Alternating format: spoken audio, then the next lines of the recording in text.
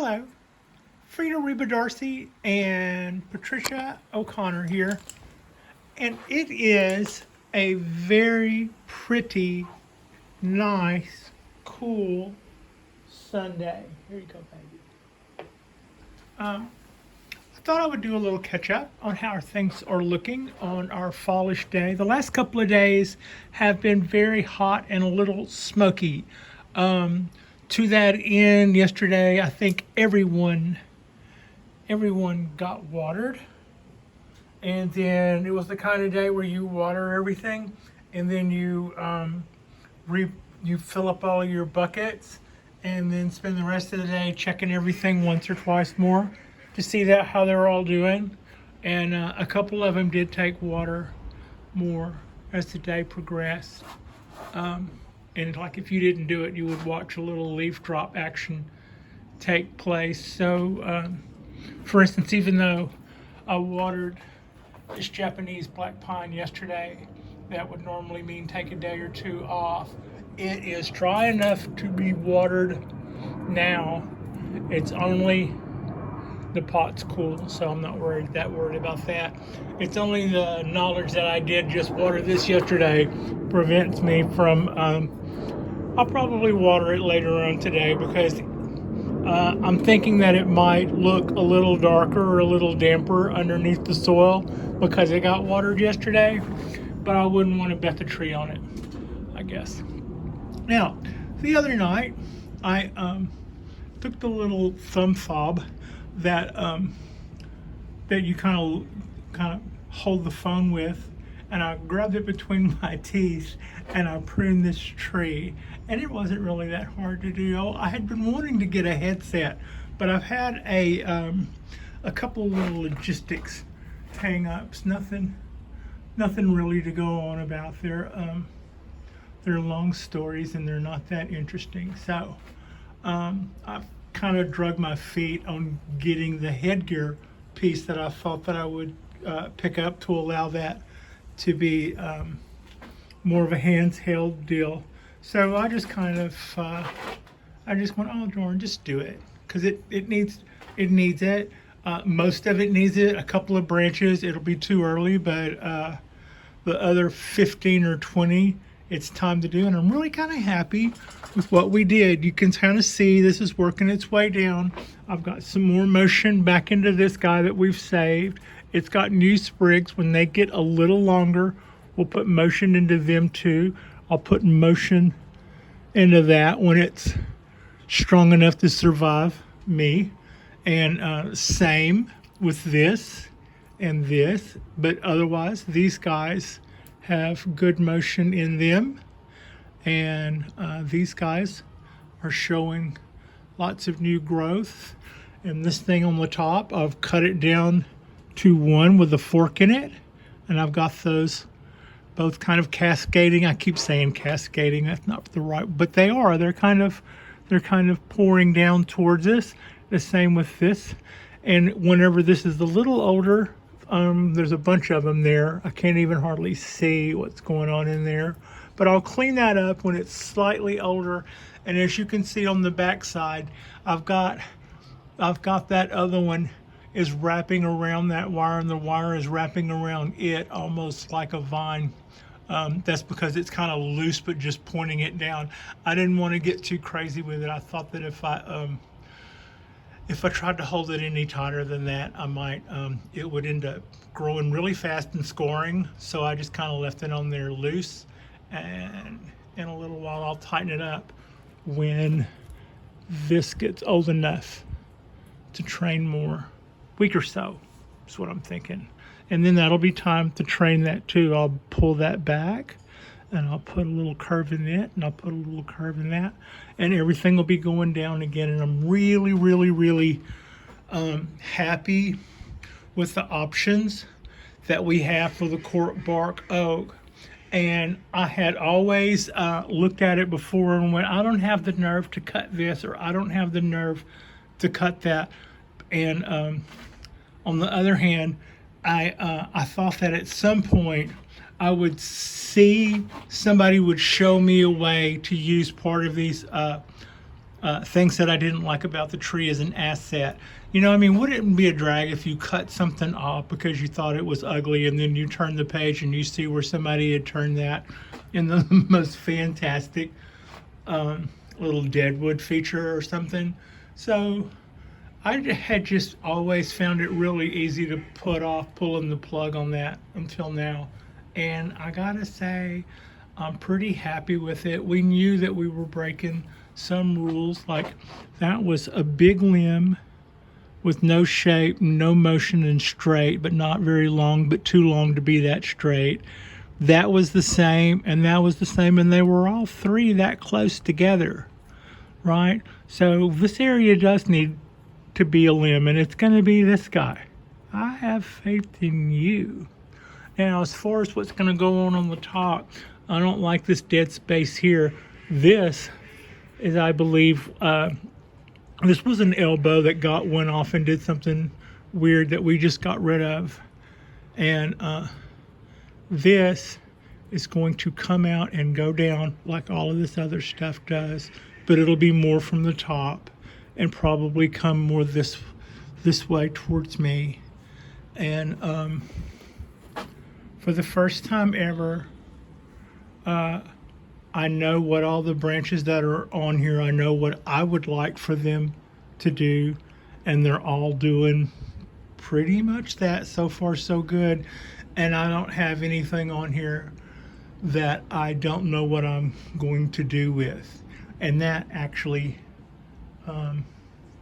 chopping that stuff off actually feels more gratifying than I thought. It's just like clip, clip, clip, and you go, oh my God, I see the tree I want. I do, I just saw it. And sometimes somebody else kind of needs to do that for you, and you look back and you go, why didn't I do that? You know, but it's kind of fun when you do that yourself.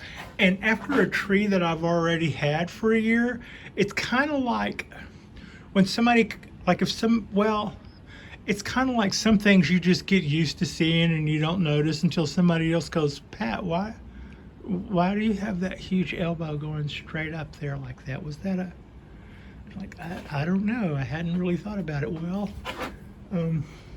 that's all been cleaned up and I'm really happy with all of that. My little black pine here is doing pretty good. One thing I am concerned with, I have two little issues with its little container.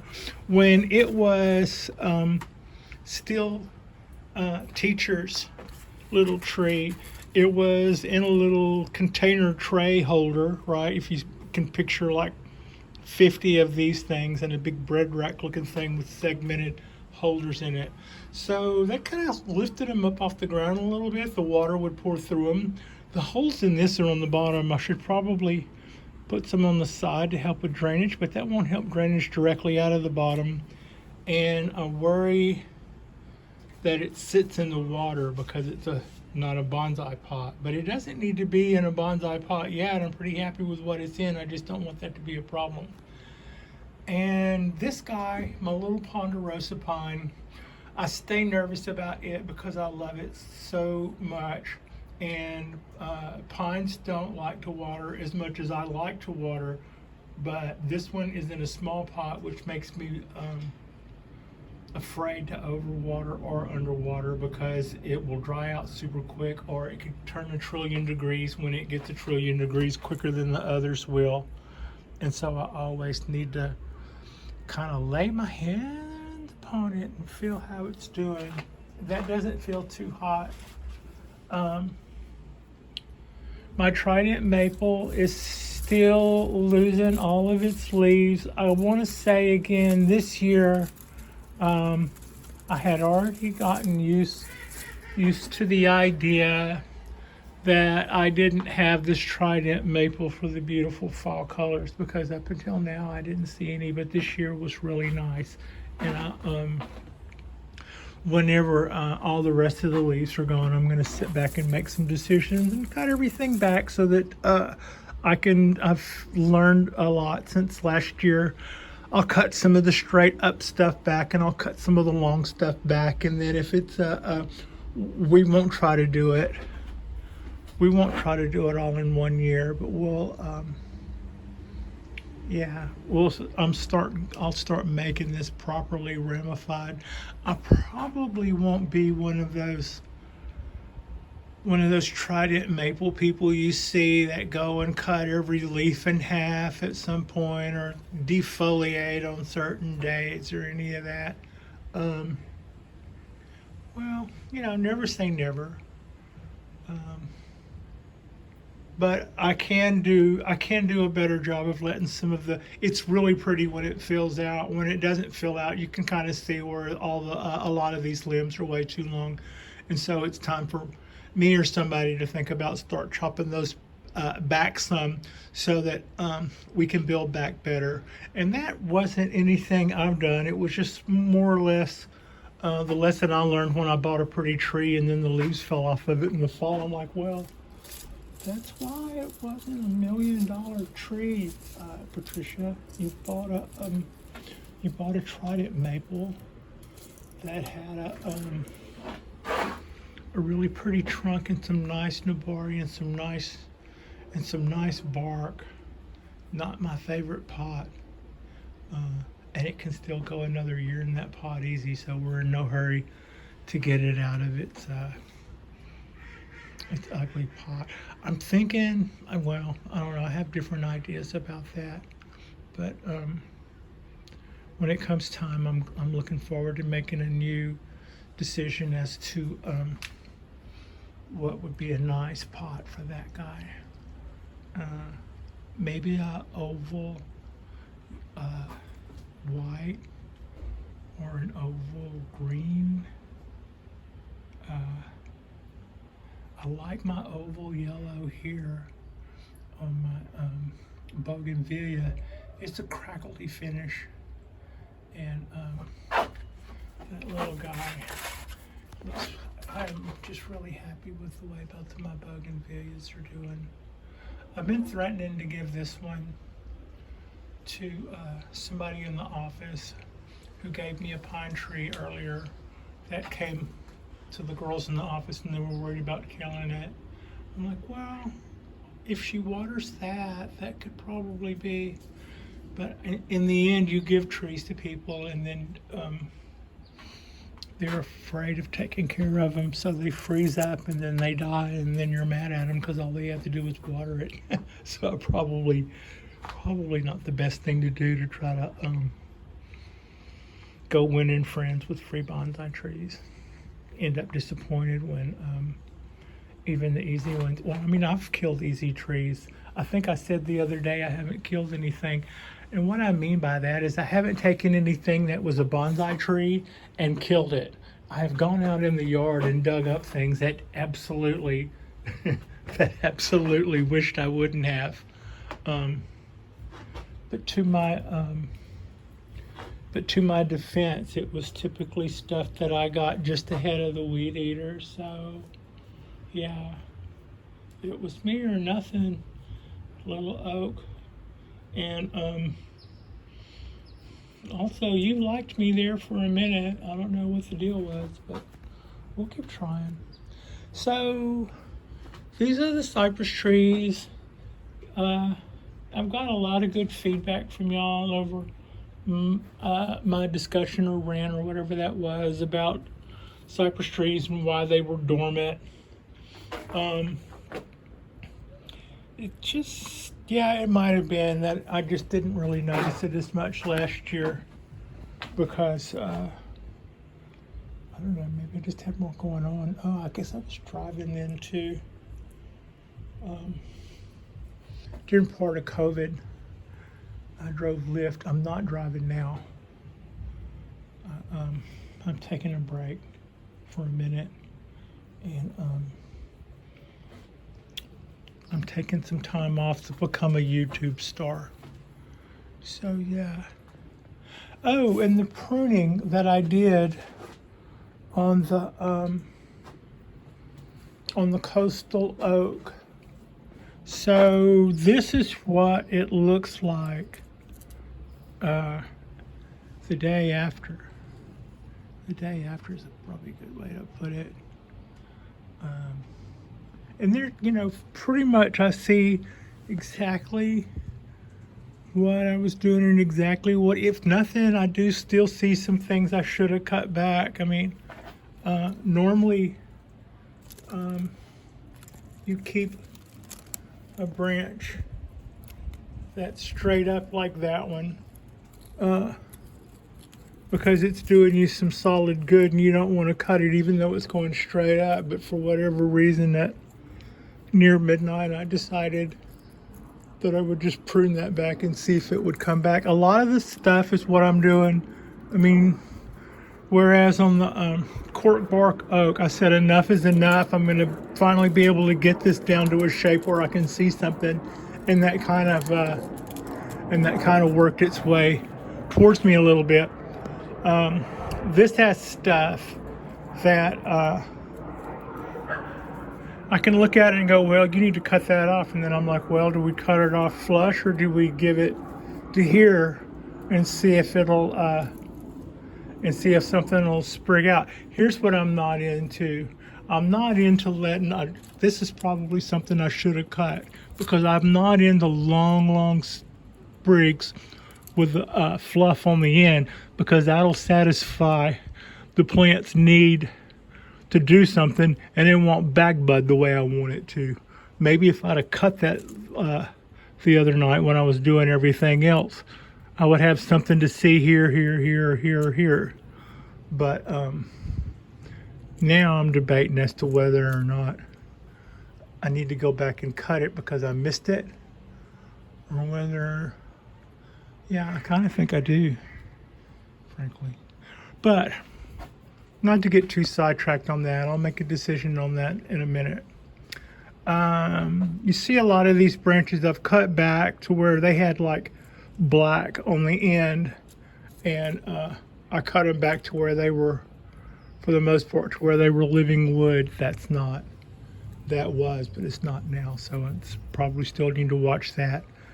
But on the other hand, like I said, I can make a decision to cut them back now, or I can give them a minute to see if they're going to do something, because I've cut back all the lengthy dead stuff. But what I am intrigued about is that if this doesn't come back, I've got this. If this doesn't come back, I've got this and this. If this doesn't come back, I can cut it back to, and this can take its place. If this doesn't come back, I have this. If this doesn't come back, I have this. I can almost always see where there is the old saying, there's a doorway for every closed door. There's an open door for every closed one here. And I am thankful for that.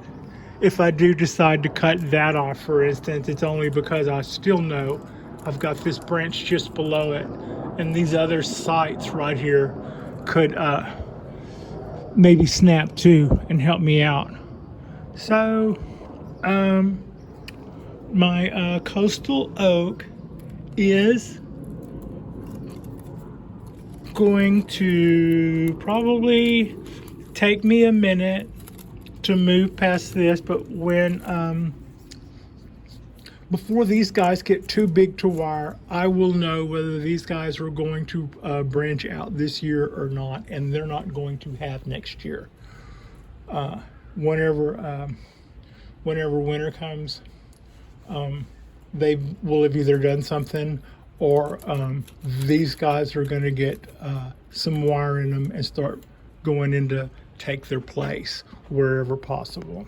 And we're not necessarily making a decision to go hacking everything off again, but we do like the fact that we have the option.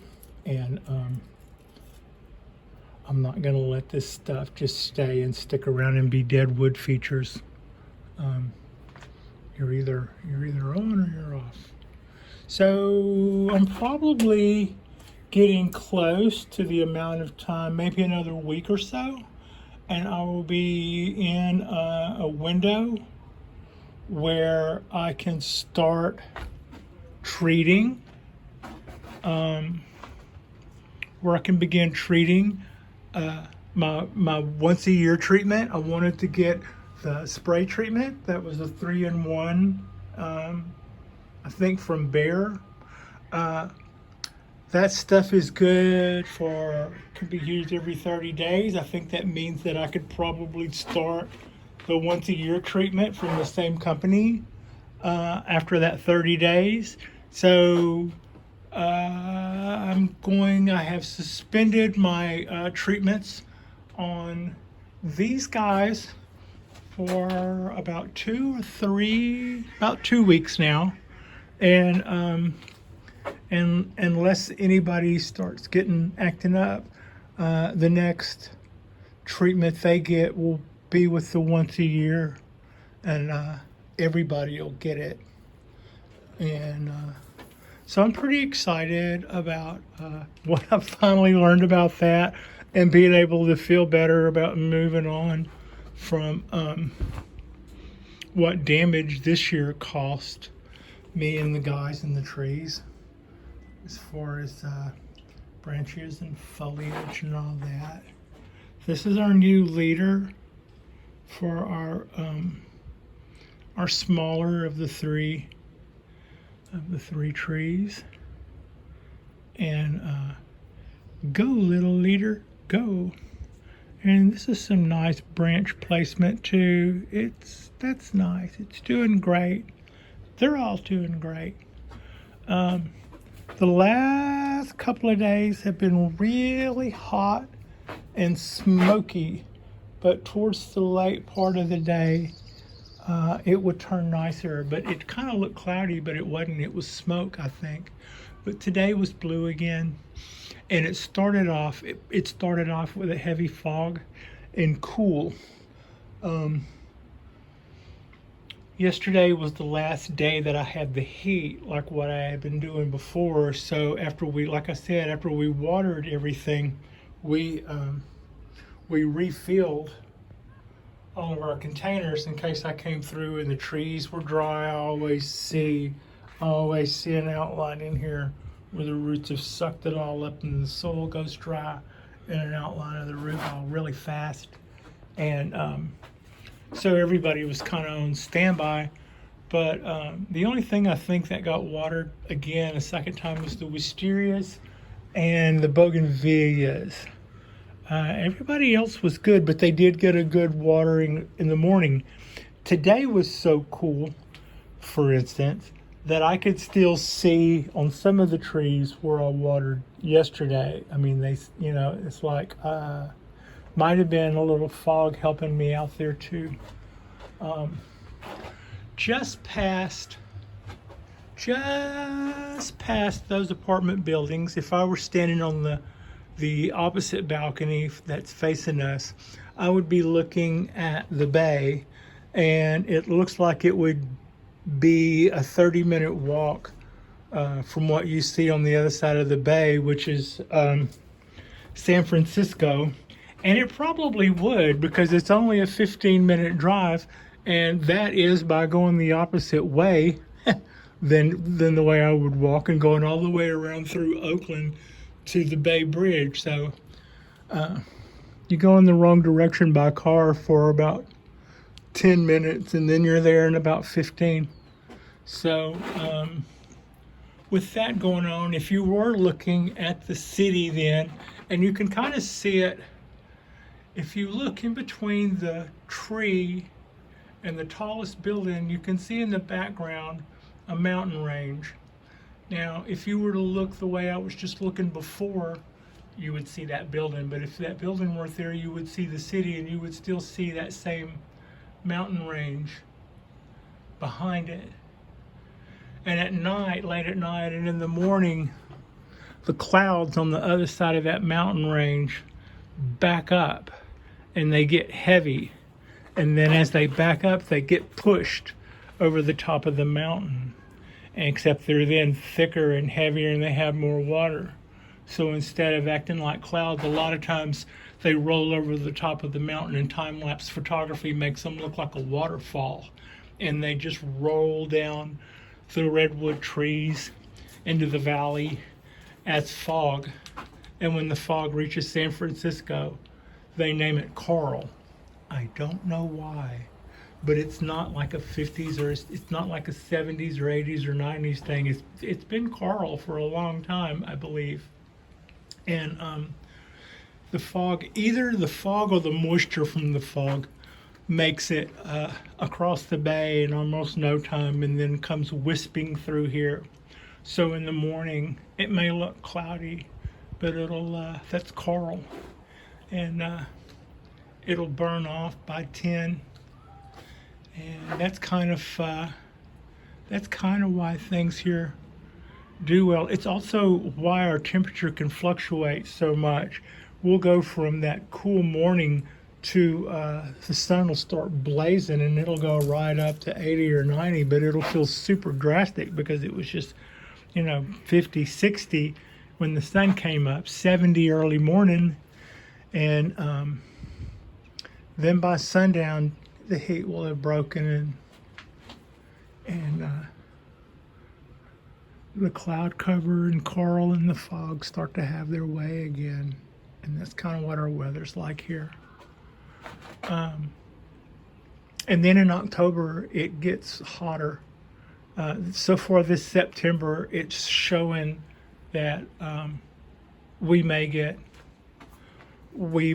October weather like what we've had like the last couple of years. I mean, like 90-degree days here are hard because it's kind of like being in upstate Washington or something. We're not used to it. But yeah, that's like real world problems, right? Living in paradise, and when you get a 90-degree day, you fall out of your apartment like one of the aliens on War of the Worlds. We'll make it. So this is our Sunday catch up. I am more pleased with the shape of my Cork Bark Oak than I have been since I got it a year and a half ago now. And I would say at this stage in the game, my ponderosas are settling in. I'm starting to slowly but surely get a feel for how they dry out and how they take water during hot days and cool days. And my other little black pine is doing good. And my 17-year-old black pine from seed is doing good. And my 75-year-old black pine is putting out a lot of new growth, but it's still showing signs of that yellowing. And my continuing logistics little nightmare is going to go on for a few more days, and then I think I will have given I think I will have given my backup enough time to make it home from the bonsai show that Jonas went to. Jonas has a site called Bonsai Tonight. If you want to look that up, I would recommend it. It's a great tool for he has a podcast with some other very knowledgeable people. He has a blog that's, I think, multi-monthly, maybe monthly, a blog that's really good and timeful information. And if you live around the Bay Area, of course, you can book some of his time. And he's been generous with his time for me, because I've obtained a couple of nice trees from him, and he's like, he's worried that I worry about not talking to him or asking him enough questions, I think. So, and from my end, I don't want to take advantage of his good nature, but I'm sure he's had enough time to come back from the bonsai show. In fact, I saw where he did a podcast just a few days ago about the bonsai trees, and it was really enjoyable. It was. I would recommend give that a look and a listen. You can probably find it if you Google Bonsai Tonight, Jonas Dubois. And so that's probably got us pretty well caught up. I gotta say, in the end, I'm pretty happy with the way everybody's doing. This week promises to be a pretty good week for me, I think. The last couple of weeks have been a little unusually spastic, but sometimes life's like that. But yeah, again, like and subscribe, and I want you all to know how much that I appreciate you. And I've been thinking a little lately about this area right here. This looks like a great place to grow bonsai trees. Now with this planter, I would have to be concerned about how far a shelf from over there would come out to give us space to walk by. But that might be our next project. A little something that I'm going to be thinking about. And yeah, that's got us. Thanks for watching.